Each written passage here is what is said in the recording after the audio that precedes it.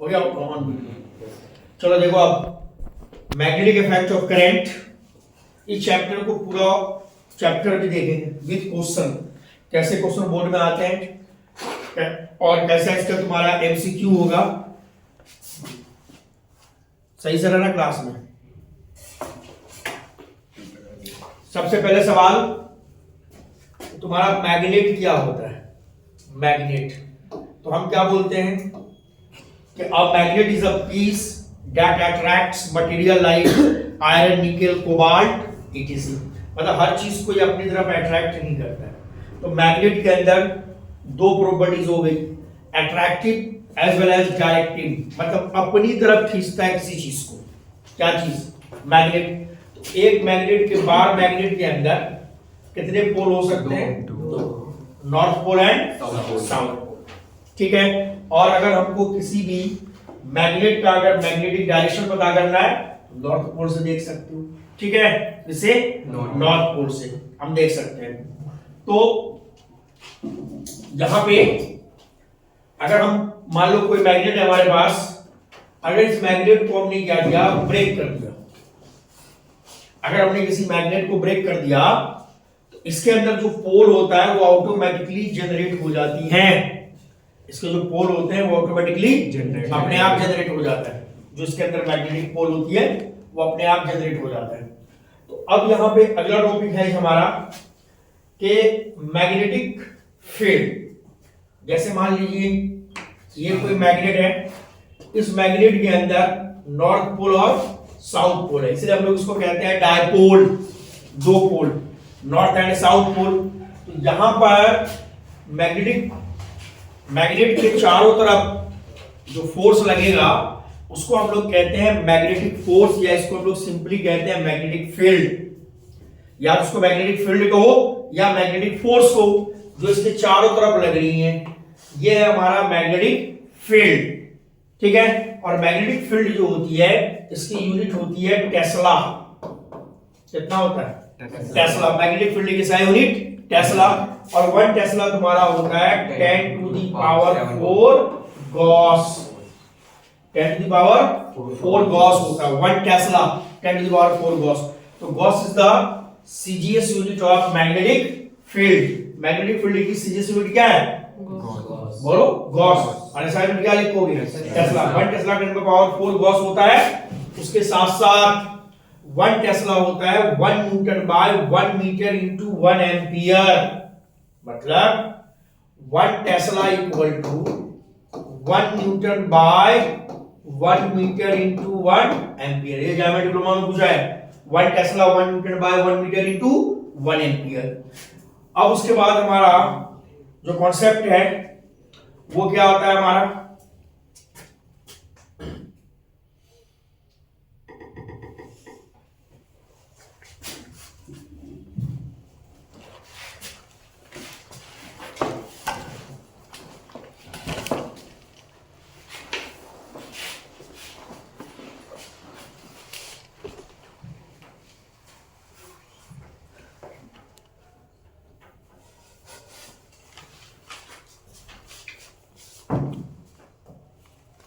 देखना, magnetic field अभी मैंने बताया। तो मैग्नेट के चारों तरफ जो फोर्स लगता है उसको हम लोग क्या कहते हैं? जो इसकी एक बाउंड्री होती है।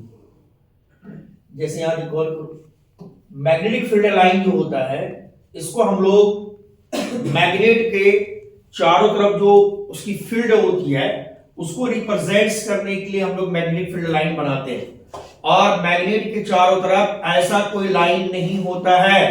It's a imaginary line.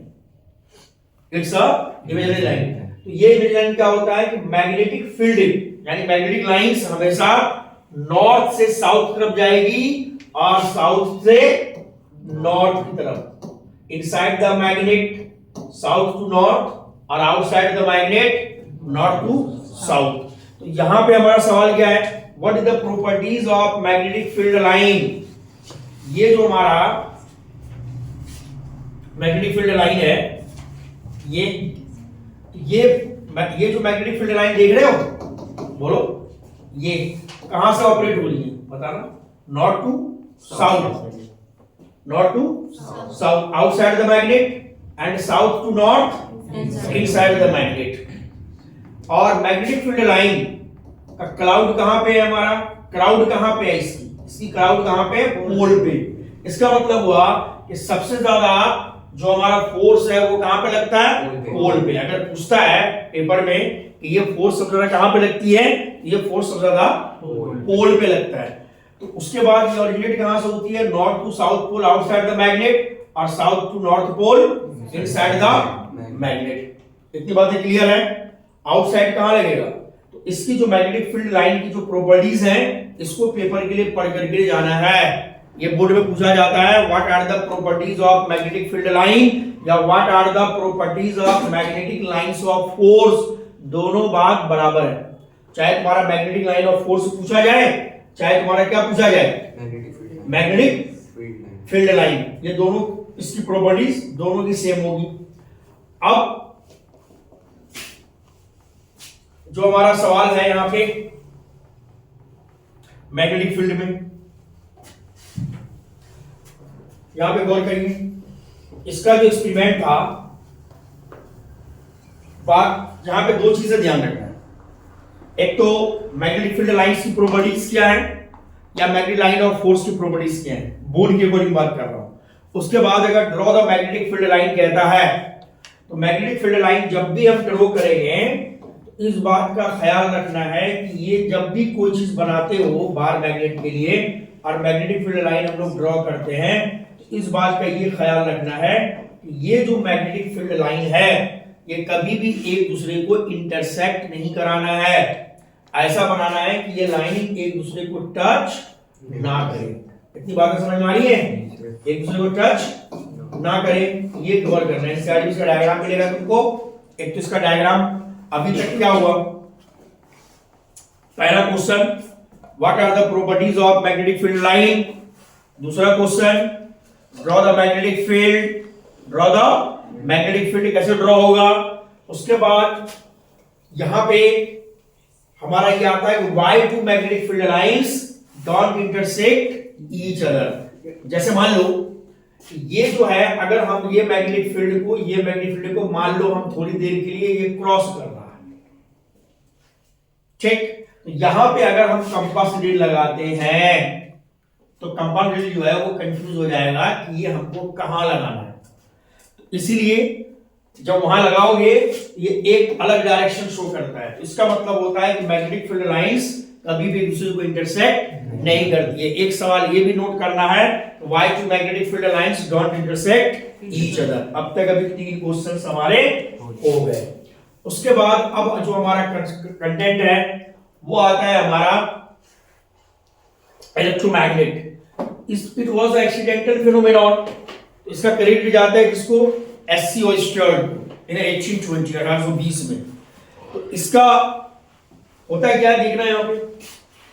यहां पे हुआ क्या, एक लाइव वायर, ये एक लाइव वायर है, ये करंट को लेके जा रहा है, ठीक है। और अचानक से जो कंपास है वो मान लो इस पर पड़ गई होगी या इसके आसपास आ गई होगी। तो कंपास नीडल में क्या हुआ, जो डिफ्लेक्शन है वो शुरू हो गया, डिफ्लेक्ट करता है। तो जब डिफ्लेक्ट करता है तो पता ये लगा कि ये जो कंपास नीडल होते हैं ये डिफ्लेक्ट करते हैं in the presence of magnetic field. जहां पर मैग्नेटिक फील्ड होगा, अब मान लो तुम्हारे हाथ में कंपास नीडल है, तुम इस कमरे में खोजना चाहो कहां पे मैग्नेट है, ठीक है, तो उसको लेके जाओ सब कोने में। अगर कहीं पे लेकर के जाओ और कहीं पे उसमें क्या हो, तुम्हारा वो डिफ्लेक्शन हो जाए, तो इसका मतलब हुआ कि उस एरिया में उस जगह पे क्या है, मैग्नेट मौजूद है, क्योंकि मैग्नेटिक फील्ड में ही करता है। तो जब ये यहां पर डिफ्लेक्शन शुरू हुआ कंपास के साथ, तो पता ये लगा कि when electric current passing through a conductor it produce magnetic field. मतलब ये क्या देता है, मैग्नेटिक फील्ड देता है। उसके बाद क्या था, इसीलिए इलेक्ट्रोमैग्नेटिज्म का डिस्कवरी का जो क्रेडिट है वो चला जाता है एससी ओयस्टर्ड को इन 1820, ठीक। अब उसके बाद क्या था, अब उसके बाद लोग इस बात के लिए परेशान कि भाई ये जो है हमारा जो अब करंट का डायरेक्शन है, तो मैग्नेटिक फोर्स कहां पे लग रहा है या मैग्नेटिक फील्ड कहां पे बन रही है, इस बात के लिए शुरू होगी जद्दोजहद। क्या होगा तब उसके बाद एक साइंटिस्ट का तुम्हारे को दिया गया है Maxwell right hand thumb rule, या इसको हम लोग ये भी कहते हैं कि magnetic field is due to current carrying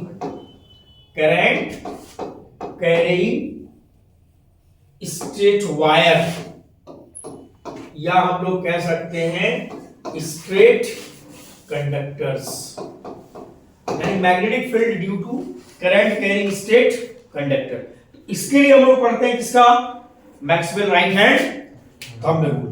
तो Maxwell right hand thumb rule क्या कहता है, अब अगर सपोज करो कि ये हमारा स्ट्रेट वायर है, इसको हमें क्या करना है, राइट हैंड से पकड़ना है, और राइट हैंड से हम पकड़ेंगे तो ये जो हमारा थंब है ये पॉइंट करेगा इसको करंट की तरफ, ये करंट का डायरेक्शन को पॉइंट करेगा। तो जब ये करंट का डायरेक्शन को पॉइंट करेगा, ये जो कर्ल है हमारा, ये जैसे बनेगा ये यूं, ठीक, ये जो कर्ल हमारी बनेगी, समझ रहे हो, जिधर ये मुड़ेगी हमारी, वो डायरेक्शन होगा किसका, मैग्नेटिक फील्ड का। तो अब जब इसको हम यूं रखेंगे और इसको हम ऐसे रखेंगे, तो ये जब हम देख रहे हैं ये हमारा, तो ये एक तरह का क्या हो रहा है, ये क्या हो रहा है, एक सर्कल बन रहा है, क्या बन रहा है, कंसेंट्रिक सर्कल बन रहा है। तो ये हमारा करंट का डायरेक्शन हो गया, ठीक। और जिधर हमारी ये कर्ल ऑफ फिंगर बन रही है, ये किसका डायरेक्शन हो गया, मैग्नेटिक फील्ड का डायरेक्शन हो गया। तो अब अगर यहां पर देखते हो, ये हमारा अगर करंट का डायरेक्शन ये अगर हमारा क्लॉकवाइज है, तो जब ये इसकी जब मान लो इसको हमने यूं पकड़ा, वायर है हमारा, इसको मैंने यूं पकड़ा करंट, तो ये हो क्या रहा है, देखो क्या हो रहा है, बताओ फटाफट। ये इस तरह से बन रहा है आगे की तरफ, यूं, तो ये किसका डायरेक्शन है, करंट का। अब मैं ये किसका डायरेक्शन हो रहा है, इधर मैग्नेटिक फील्ड का। तो अब ये देखोगे जब करंट डायरेक्शन क्या है, कैसा है, ऊपर क्लॉकवाइज, तो ये मैग्नेटिक कैसा बन रहा है हमारा, एंटी क्लॉकवाइज। कैसा बन रहा है, एंटी क्लॉकवाइज। नहीं समझ में आया, ये यूं पकड़ो, अब देखो ये किधर मुड़ रही, तो ये कैसा हो रहा है, एंटी क्लॉकवाइज से क्लॉकवाइज, एंटी क्लॉकवाइज। ये क्या है हमारा, बोलो, ये क्लॉकवाइज है, एंटी क्लॉकवाइज। अब यहां पे देखना, ये करंट का डायरेक्शन, ये करंट का डायरेक्शन कैसा है, सॉरी यहां पे देखो, यहां पर करंट का डायरेक्शन कैसा है, एंटी क्लॉकवाइज। अब मान लो ये जो हमारा थंब है, इसे मैं यूं करूं, तो अब हमारी जो है मैग्नेटिक फील्ड क्लॉकवाइज ऐसे आ रही है, यूं यूं यूं आ रही है ना। तो जब ये ऐसे आ रही है, इसका मतलब हुआ कि ये एंटी क्लॉकवाइज है करंट, ये किधर आ रही है, क्लॉकवाइज आ रही है। तो अब यहां पर ये जो हमारा बनेगा इसके चारों तरफ, तो ये कैसा बनेगा, क्लॉकवाइज की, कैसा बनेगा, ये क्लॉकवाइज हुआ, और ये क्या हुआ सर, वोल्टा सेम है, क्या वोल्टा एंटी क्लॉक है, उसका गलत डायग्राम है, क्या चीज बोल रहे हो, इसका डायग्राम सर, उसका एरो इधर कर दीजिए। ये तुम्हारा क्या है, ये क्या है, क्लॉकवाइज है, और ये क्या है, एंटी क्लॉकवाइज। ये क्या है, क्लॉकवाइज। इसका फील्ड क्या होगा, एंटी क्लॉकवाइज। कैसे होगा, ये यूं, यस सर, हो गया ये। एंड मतलब ये दिमाग में अपने बैठा करके रखना है तुमको कि अगर हमारा करंट का डायरेक्शन क्लॉकवाइज होगी, ठीक, तो जिधर हमारी कर्ल होगी वो एंटी क्लॉक हो जाएगी, और जब ये हमारी एंटी क्लॉक होगी तो ये हमारी क्लॉक होगी। अब यहां पे गौर करने वाली बात क्या है, समझो, ये जो Maxwell right hand thumb rule है हमारा, Maxwell right hand thumb rule, तो इसमें चेक करो यहां पे नीचे ये दिख रहा है हमारा, हमने क्या किया, ये कार्डबोर्ड लिया और यहां पर हमने क्या किया, आयरन फाइलिंग लिख दिया, आयरन छोटे टुकड़े। जैसे इसके अंदर हमने करंट को पास किया, स्ट्रेट वायर है, देख लो कैसा वायर है, ये स्ट्रेट वायर है। तो जब ये तुम्हारा स्ट्रेट वायर पास वो हो रहा है, पास हो रही है इसमें, ये स्ट्रेट वायर हो रहा है, इसमें देख रहे हो ये आयरन फाइलिंग जो है तुम्हारी कैसा बन गया, वो कैसा बन गया, सर्कल में बना कि नहीं, कंसेंट्रिक सर्कल में बन रहा है। इसका मतलब क्या हुआ कि अगर हमारा स्ट्रेट वायर होगा तो मैग्नेटिक फील्ड का डायरेक्शन कुछ इस तरह से होगी, कोई दिक्कत। अब कॉमन सेंस लगाओ कि जब वायर स्ट्रेट है जो फील्ड हमारा बन रहा है वो एक लगता है सर्कल की तरह बन रहा है। तो अब जब हमारा वायर ही सर्कुलर होगा तो फील्ड हमारा स्ट्रेट नहीं लगेगा। तो कहने का मतलब क्या हुआ कि अगर इलेक्ट्रिक करंट स्ट्रेट वायर में पास होती है या सर्कुलर वायर में पास होती है, डाउट है तो पूछना। अगर करंट हमारा स्ट्रेट वायर में पास होती है और करंट हमारा सर्कुलर वायर में पास होती है तो दोनों में मैग्नेटिक फील्ड का डायरेक्शन हम Maxwell right hand thumb rule से डेमोन्स्ट्रेट कर सकते हैं।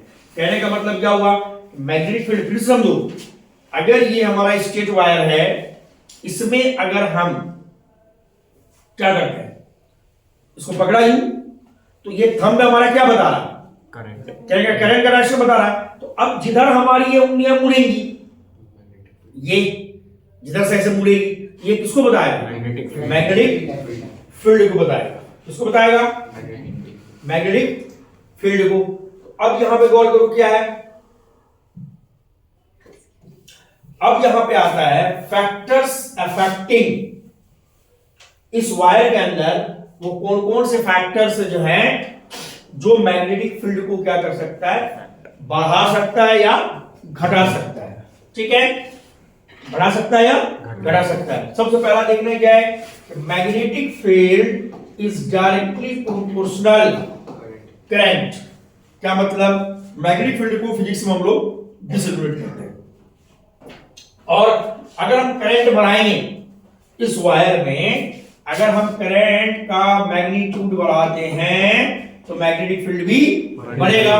तो सपोज करो कि इसमें हम 5 एम्पियर करंट पास कर रहे हैं, ठीक। अब 5 एम्पियर से हमने क्या किया, 10 एम्पियर करंट पास किया। तो 10 एम्पियर जब करंट पास किया तो मैग्नेटिक फील्ड क्या हो जाएगा, बढ़ जाएगा। तो दूसरा होता है कि magnetic field is inversely proportional distance from centre of wire. अब वायर जितने करीब आएंगे तो मैग्नेटिक फील्ड उतना ज्यादा लगेगा। अब ये वो ले लो कोई भी चीज, या कंपास ले लो या आयरन टुकड़े ले लो, जब इसको मैं करीब ले जाऊंगा तो डिफ्लेक्शन ज्यादा करेगा, दूर लेके जाएंगे तो कम करेगा। इसका मतलब हुआ कि वायर जितने करीब गए फोर्स उतना ज्यादा लग रहा है, जितना दूर भागे फोर्स उतना कम लग रहा है। ये एक्सपेरिमेंट हाई टेंशन वायर पे चढ़ के देखो, पता लग जाएगा खंबे पे करीब जाके क्या फायदा होता है और दूर जाने के क्या नुकसान है, दोनों समझ में आ जाएगा। अब यहां पर इक्वेशन 1 और 2 अगर हम दोनों को कंबाइन करेंगे तो मुझे मिलेगा B directly proportional I by R मिलेगा। अब ये साइन हम यहां से हटाएंगे, ये हमारा हो जाएगा B equal to mu naught I by 2 pi R। तो कहने का मतलब क्या हुआ, स्ट्रेट वायर के लिए स्ट्रेट क्या हुआ, क्या डाउट है, 2 pi proportionality constant, mu naught भी तो आ गया चुपचाप यहाँ पे, mu naught by 2 pi is proportionality constant है। फिर से बोलो क्या है ये, बोलने को तैयार क्या है, प्रोपोर्शनलिटी कांस्टेंट है। क्या चीज, म्यू बाय 2 पाई। तो अब यहां पे क्या देख पा रहे हो, यहां पर जो म्यू नॉट है इसकी वैल्यू होती है 4 pi into 10 to the power -7 tesla metre per ampere. कहने का मतलब ये हुआ Maxwell right hand thumb rule, यानी when electric current passes through a straight wire B equal to mu naught I by 2πr। इस फॉर्मूले से हम स्टेट वायर में मैग्नेटिक फील्ड पता कर सकते हैं। Understand that? I की वैल्यू पुट कर दो, R की वैल्यू पुट कर दो। तो R ध्यान रखना है, यहां पे डिस्टेंस है from centre of wire, here R is not a radius. State wire में फिर से समझो, स्टेट वायर में यहां पर R जो है वो क्या है? रेडियस नहीं है, डिस्टेंस है फ्रॉम सेंटर ऑफ वायर। तो मतलब स्टेट वायर कैरिंग कंडक्टर जो भी होगा उसमें जो हमारा मैग्नेटिक फील्ड निकलेगा उसका फॉर्मूला होगा B equal to mu naught I upon 2πr। ठीक, तो mu naught by 2π is a proceeding constant, तो म्यू नॉट की वैल्यू हो गई 4π इंटू 10 टू द पावर। अरे ये ऑफ है, तुम ऑन ने किया था इसको।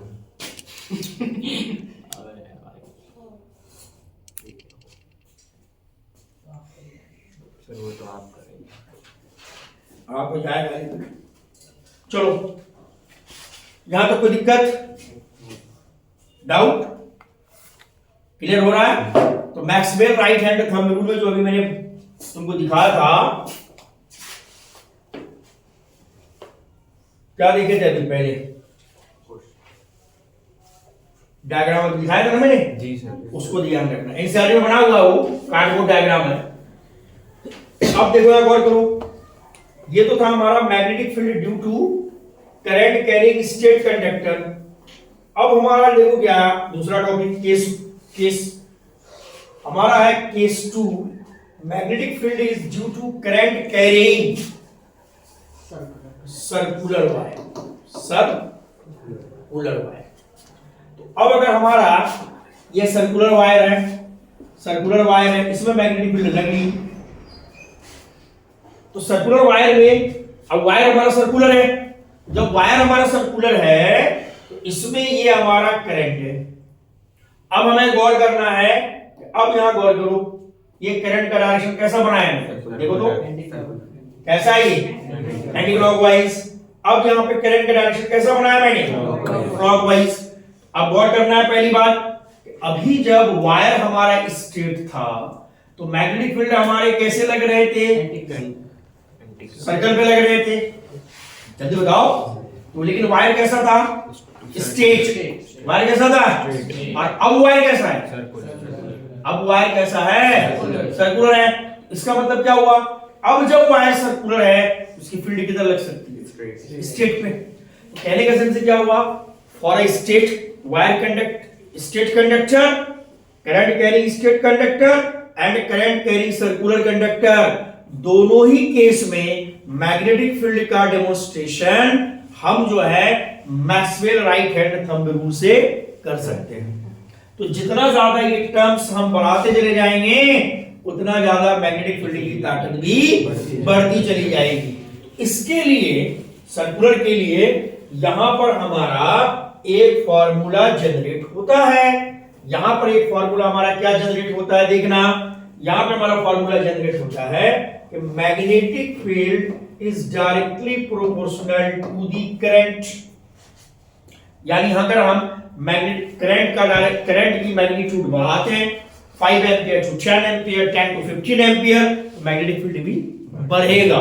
दूसरा होता है हमारा magnetic field directly proportional number of turns. Number of, अभी दिखाया मैंने जी सर, 1000 सर्कुलर वायर ले लो। और तीसरा है हमारा magnetic field is inversely proportional R. अब यहां आर डिस्टेंस नहीं है, अब आर यहां पर रेडियस है। बोलो बातें समझ में आ रही है? Now combine equation 1 2 and 3। अगर हम तीनों को कंबाइन करेंगे तो बी एन आई बाय क्या मिलेगा हमें? R. B directly N I by R मिलेगा। एन क्या है? नंबर ऑफ टर्न्स, और आर क्या है यहां पर? रेडियस, और आई क्या है?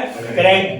अब यहां पर ये साइन हटाओगे तो V इक्वल टू बनेगा mu naught N I by 2R। यहां पे फाइनल है, कोई फील्ड पर स्टेट में लग रहा है? यस। ठीक है, तो ये formula B equal to mu naught NI/2R, ये फॉर्मूला लगेगा सर्कुलर करंट कैरिंग कंडक्टर के लिए।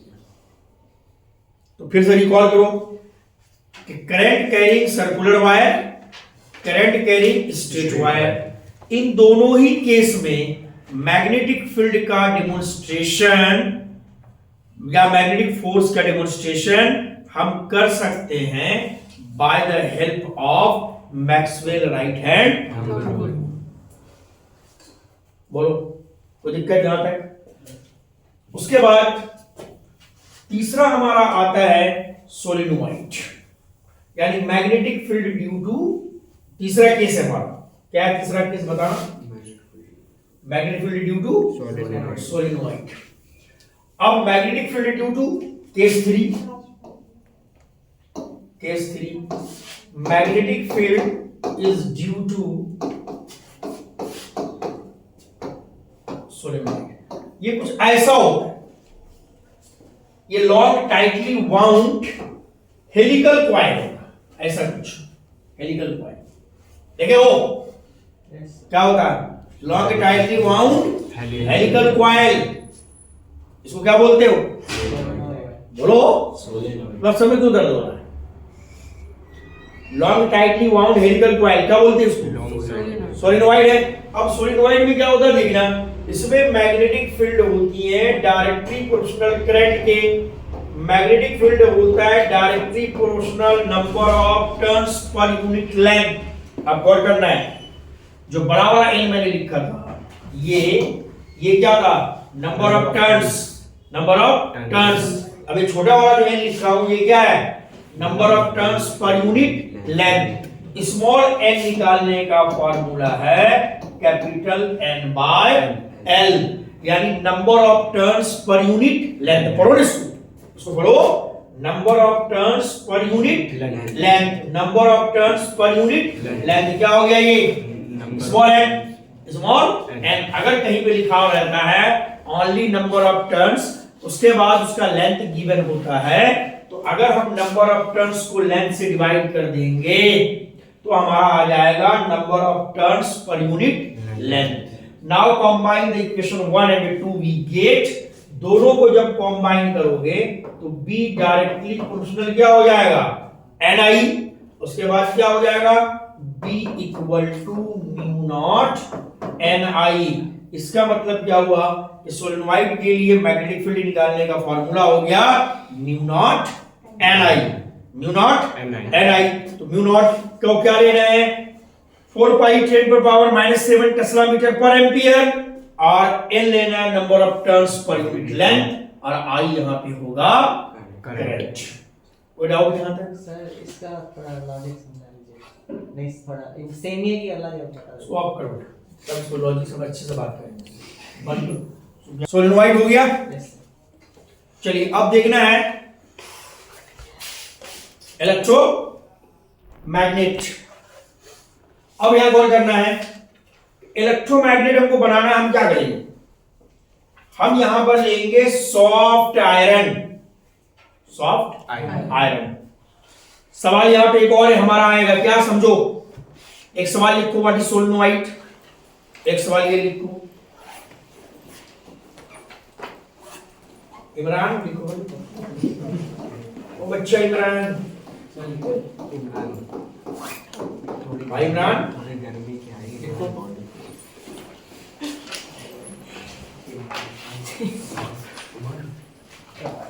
अब देखो ना बोर्ड पे सवाल क्या राइज होता है, why soft iron used. Electromagnet बनाने में सॉफ्ट आयरन का ही इस्तेमाल क्यों होता है? सवाल ये भी लिखो, why soft iron making electromagnet.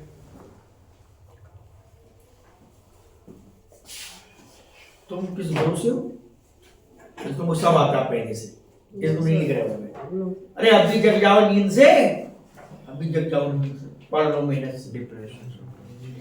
चलो देखो यहाँ बोर्ड पे, इलेक्ट्रोमैग्नेट, इलेक्ट्रोमैग्नेट का देखो यहाँ पे, नेचुरल मैग्नेट है या इलेक्ट्रोमैग्नेट में क्या है? इलेक्ट्रोमैग्नेट सबसे अच्छा मैग्नेट इसलिए होता है, इलेक्ट्रोमैग्नेट की ताकत को हम अपने इच्छा के अकॉर्डिंग बढ़ा भी सकते हैं और घटा भी सकते हैं। समझ गए?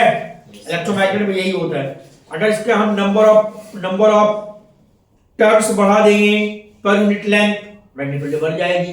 अगर हम इसका करंट की मैग्नीट्यूड बढ़ा देंगे, मैग्नेटिक फील्ड बढ़ जाएगी। जैसे मान लो 5 एम्पीयर पे मैग्नेटिक फील्ड सफिशिएंट नहीं है, 10 एम्पीयर कर देंगे। 10 एम्पीयर पे सफिशिएंट नहीं है, 15 एम्पीयर कर देंगे। ठीक है? अगर मान लो हमने number of turns per unit मैंने कुछ और लिया है, उसको बढ़ा देंगे। कहने का मतलब ये हुआ कि मैग्नेटिक फील्ड अगर हमें बढ़ानी है, करंट बढ़ा देना है, और मैग्नेटिक फील्ड हमें बढ़ानी है तो number of turns per unit length बढ़ा देना है।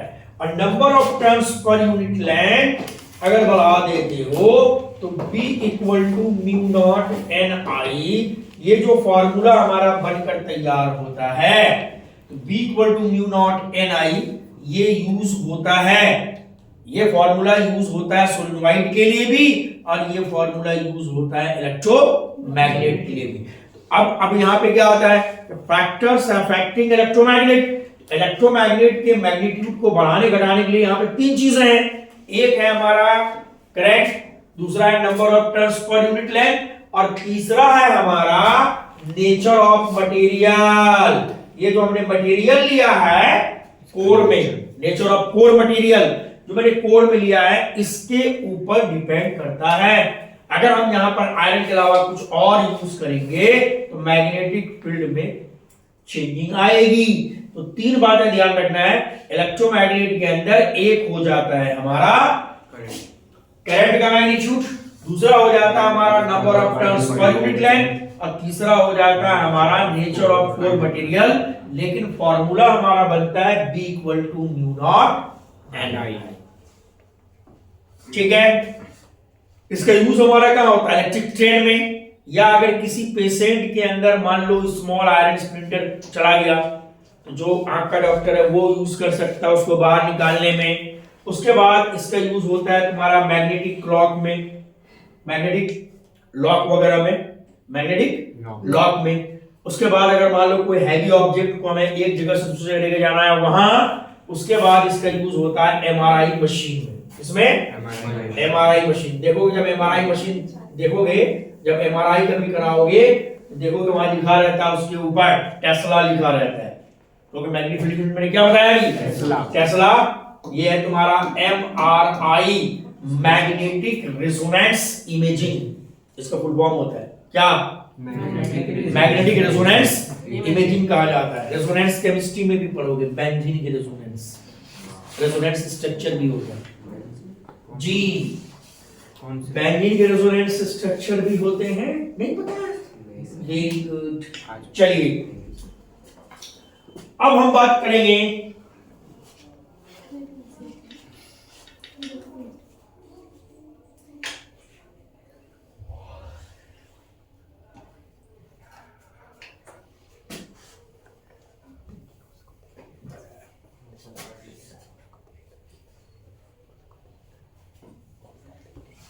चलो देखो इसको थोड़ी देर के लिए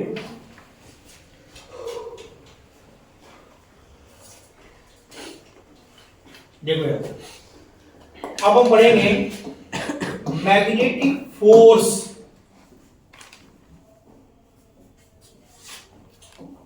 when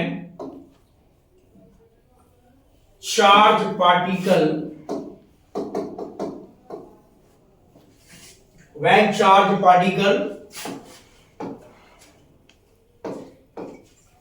dropped in uniform magnetic field। अब यहां पे गौर करो कि जो हमारा यूनिफॉर्म मैग्नेटिक फील्ड है,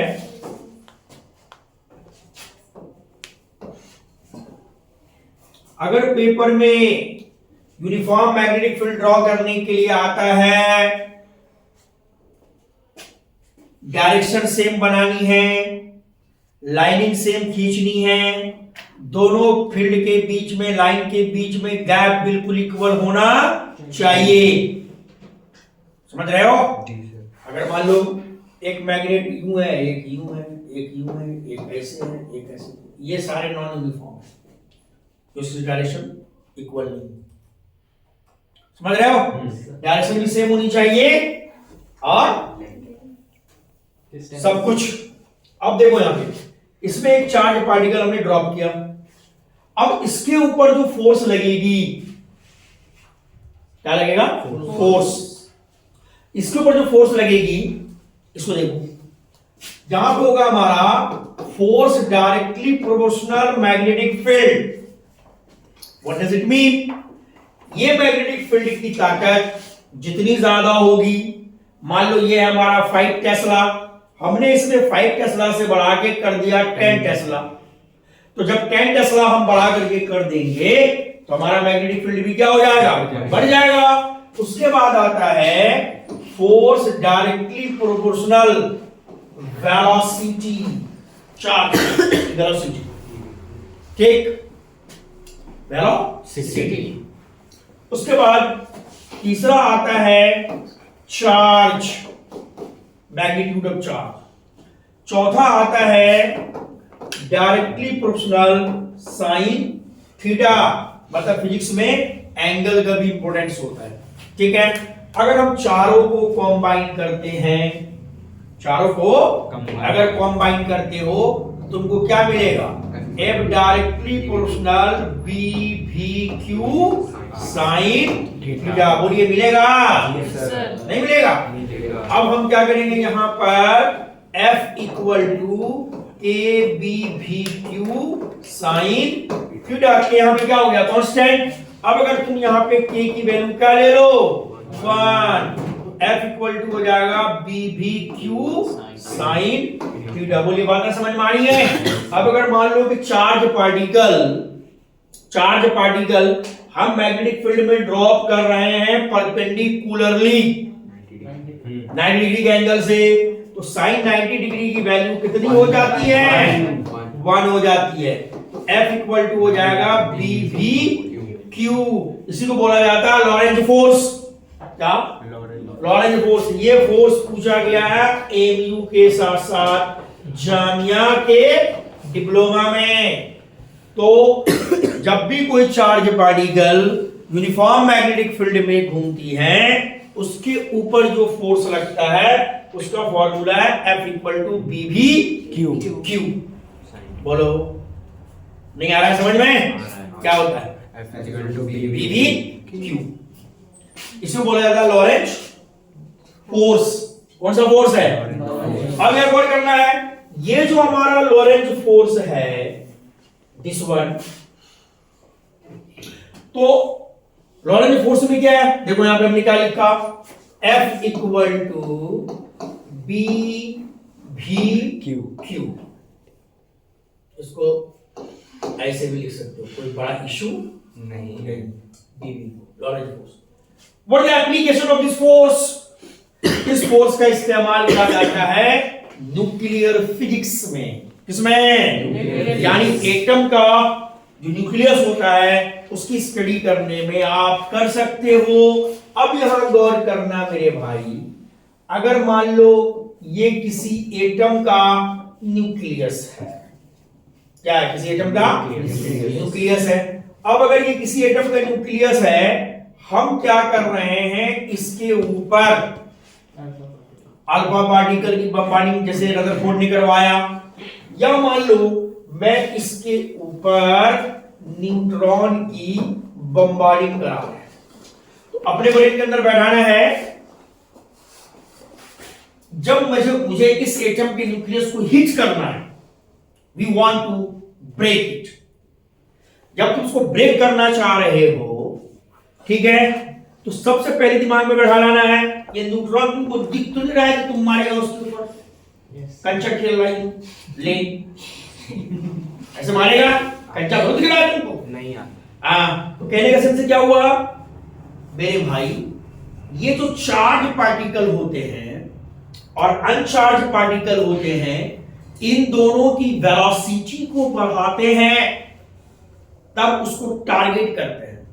और उसकी जो वेलोसिटी है हमको बढ़ानी है, टारगेट करनी है, तो उसके लिए यूज होता है Van de Graaff generator and cyclotron.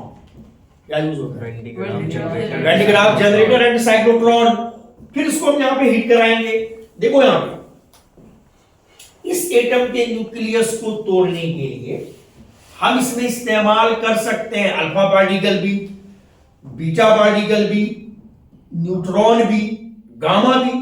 लेकिन why we choose the neutron? हमने न्यूट्रॉन ही क्यों चूज किया? क्योंकि न्यूट्रॉन न्यूट्रल होता है। क्या होता है? न्यूट्रल। अब फिर अपने ब्रेन के अंदर बैठाओ, जिस पार्टिकल का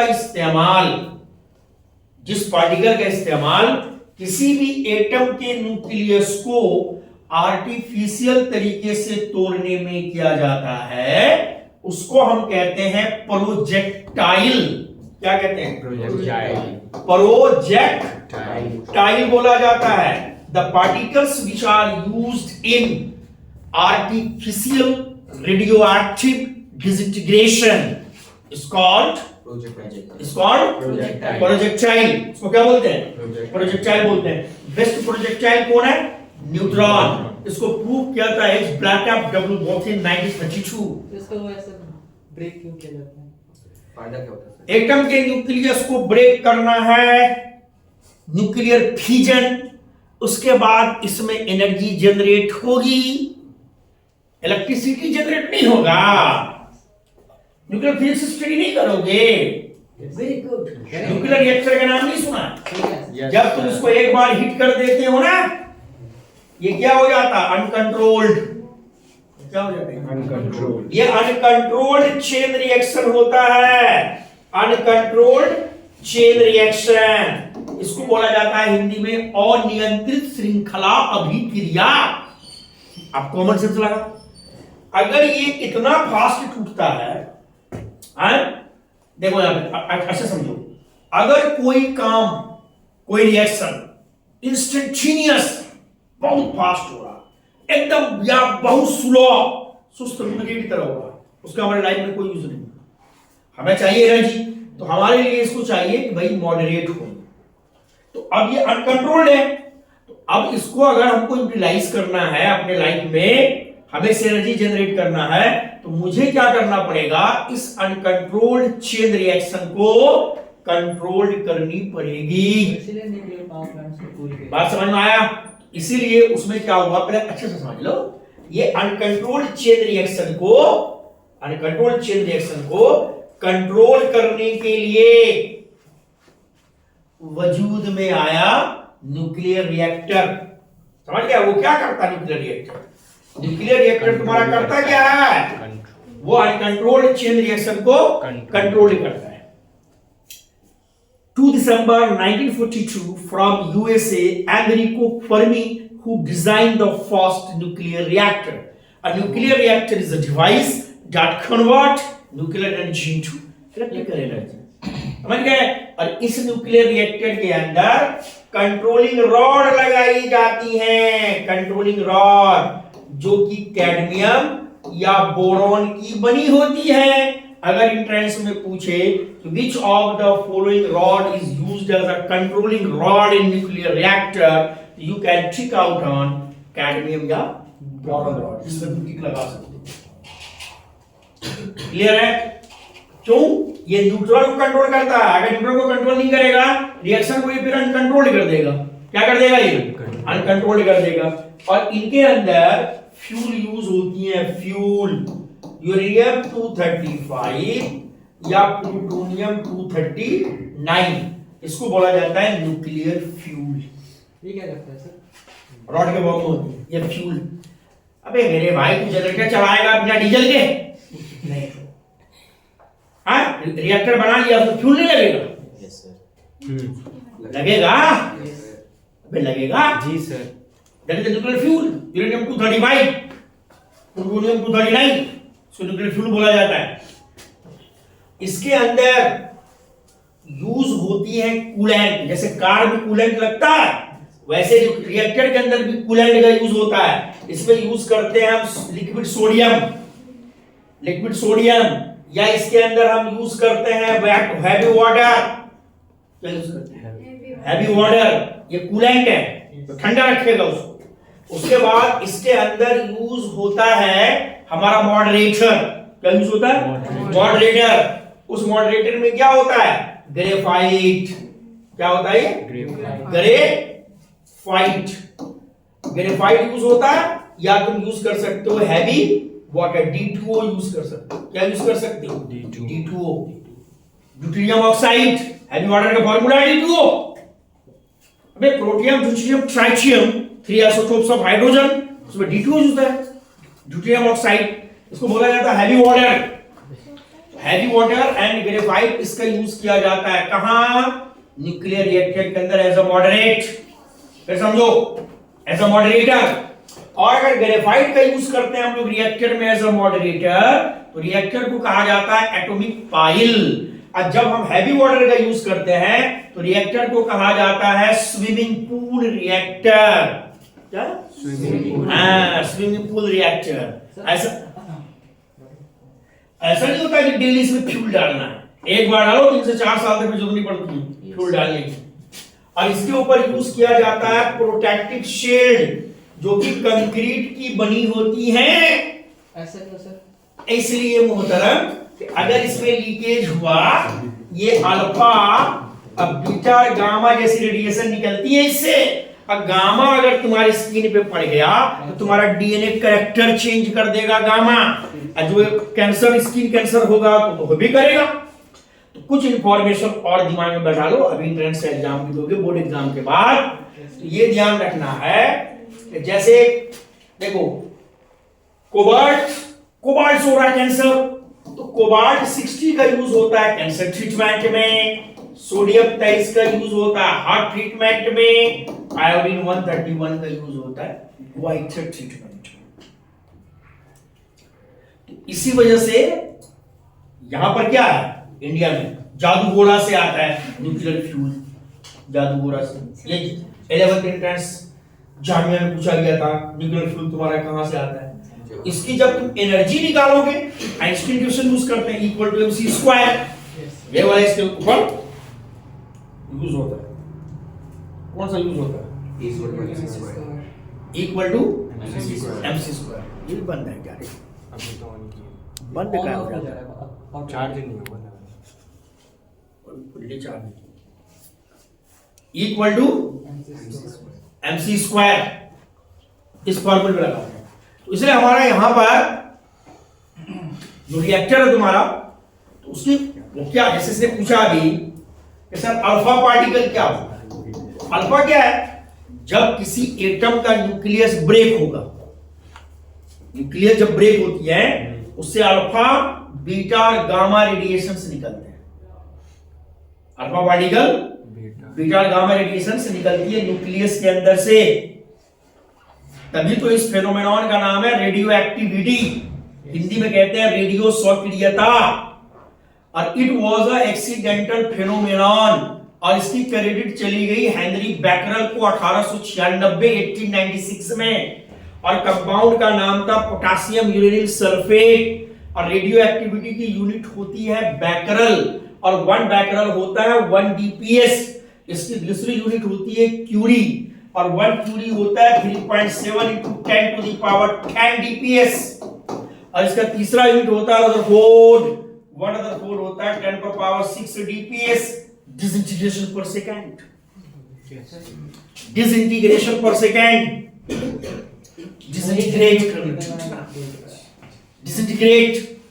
जब किसी एटम के न्यूक्लियस से एक अल्फा निकलेगी, mass number decrease by 4 unit, atomic number decrease by 2 unit. जब बीटा निकलेगी, mass number remaining same, atomic number increase by 1 unit. तभी तो आइसोटोप्स वजूद में आया सोडी के द्वारा। पढ़ोगे इनका रदरफोर्ड, सोडी, फलान सब क्या है आगे।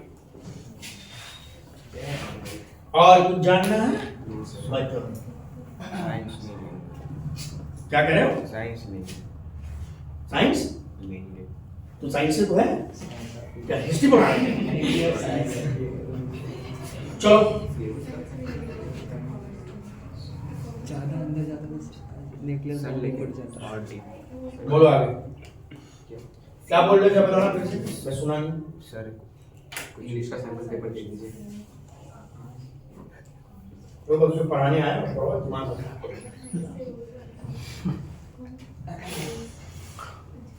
चलो देखो यहाँ पे अब हमारा टॉपिक है फ्लेमिंग्स लेफ्ट हैंड रूल। पहली बात दिमाग में डालिए कि फ्लेमिंग का जो लेफ्ट हैंड रूल है, रूल्स की संभावनाएं पेपर में उतनी नहीं होती। रूल लिख दो, रूल वैसे मैंने लिखवा दिया क्लास में, रूल लिखो। संभावनाएं होती हैं एप्लीकेशन। अगर मान लो एप्लीकेशन ये है कि जैसे ये हमारा मैग्नेटिक फील्ड है, इसमें क्या हुई, ये करंट कैरिंग वायर है। क्या है? करंट कैरिंग वायर है। इसमें पूछता है कि मैग्नेटिक फोर्स कहां पे लग रही है, ये सवाल आ जाता है। ठीक है, या फिर दूसरा सवाल हमारा कुछ ऐसा है, जैसे मान लो ये हमारा मैग्नेटिक फील्ड है और ये हमारा आ रहा है, ये मैंने प्रोजेक्ट इलेक्ट्रॉन, ये सब कंफ्यूज करता, तो कंफ्यूज नहीं होना है। जिस डायरेक्शन में इलेक्ट्रॉन आ रही है, इसके अपोजिट डायरेक्शन में करंट होगा। क्या सर? और कौन? ऑफ करो उसको। कौन है रे?